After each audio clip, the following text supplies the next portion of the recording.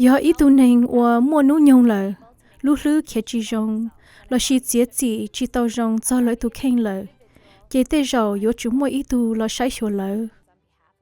lúc chỉ sai ít tu sai sửa cả chỉ trâu ít tu tiên gở là chỉ ít tu thanh rê và tao tu sai sửa chỉ lên tới lên từ ô là yên tao là do ít tu và cho họ lên tới và cả lên thiết và tao tu sai sửa là cú tao thiết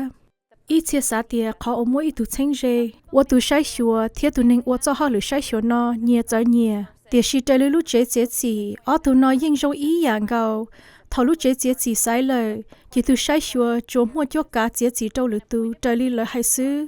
tu sai sửa mua trái chỉ xe nữ yêu nhóc họ tu sai sửa tê u tê nọ chỉ trâu nữ cho tê kế không mó là xì lừa ya là xì bá thọ nọ chữ tê kế bá trâu nữ tu sai sửa chỗ ô tô tới lúc chỉ cho trái xứ